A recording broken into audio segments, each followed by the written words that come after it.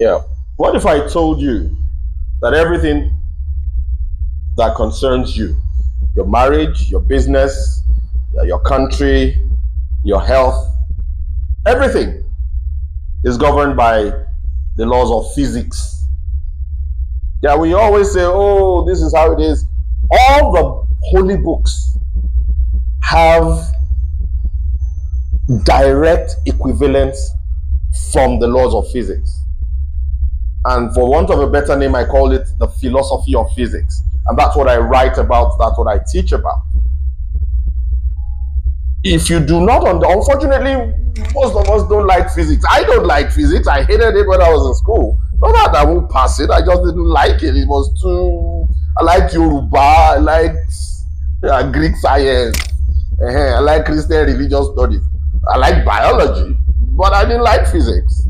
And I'm sure I'm speaking for most of us when I say that we don't like physics. We were forced to do it. So, but embedded in that same physics, that subject we never liked, is literally the laws of the universe, which governs everything in the universe, including us, including our bodies, including our minds, including our governance, including our marriages and relationships. Oh, you wonder what has physics, that boring subject, got to do with relationships and everything else? Let me introduce you to the universe. We don't know how big it is. Nobody knows. It keeps expanding.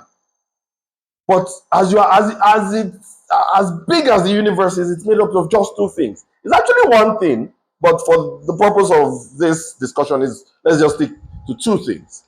One fundamental building block, but in two different forms, which is essentially matter and energy.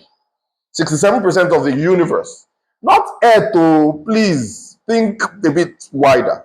67% of the universe is made up of dark energy. That is, it's what makes the universe expand. It's new science essentially. 27% is made up of dark matter. That's what gives gravitational structure to the universe. Now, just 5% is normal matter. Me, you, buildings, the planets, the stars. But unless you understand the universe and the laws that govern it, and these same laws govern everything else, we will keep groping in the dark. Kudos to the religious beliefs, in the absence of scientific rigor, they try to give us frameworks that guided us.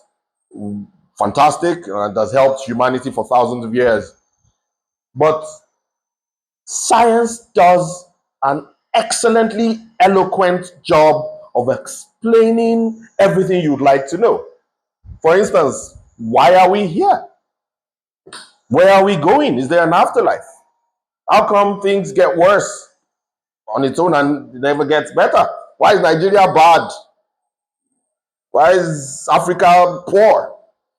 All these sound like policy questions, theological questions, philosophic questions, but I am going to be sharing with you, which is essentially what I do, from the scientific perspective, explaining philosophic and theologic thought, as well as policy issues.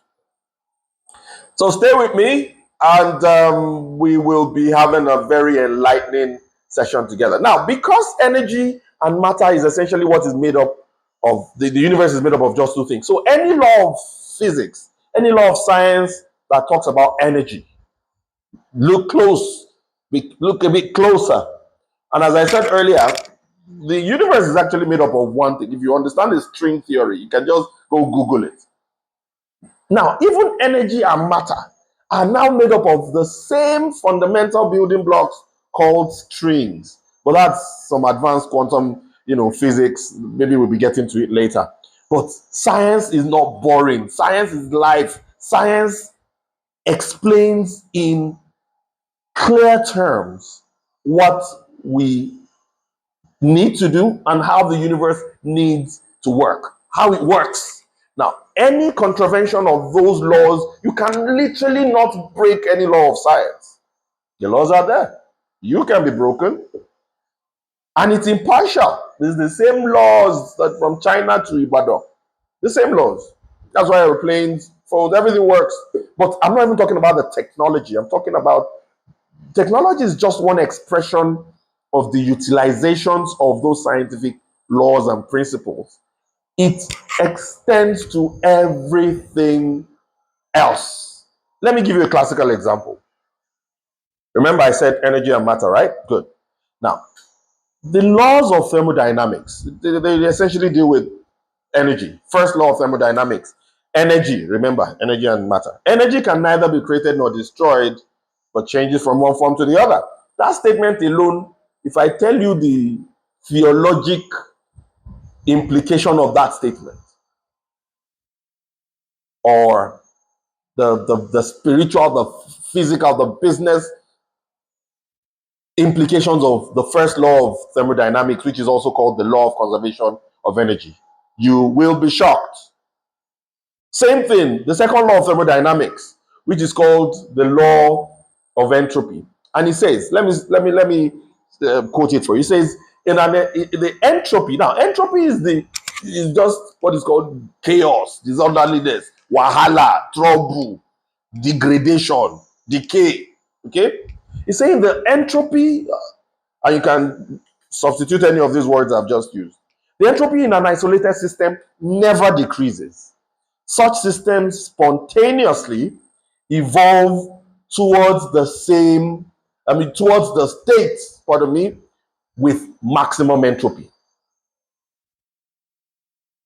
In fact, I've written books on this. In fact, there's one of my books called Entropy, and it explains the effect of entropy on our theology, on our country, Nigeria, on marriages, on our bodies, on organizations, chaos. Anywhere you have chaos, Allah, this law applies to it. You may think it is a dry book, dry law in science, but it affects everything. Why? Because it affects energy that forms 95% or thereabout, or and matter that form 100% of the universe. So stay with me as we go on this journey.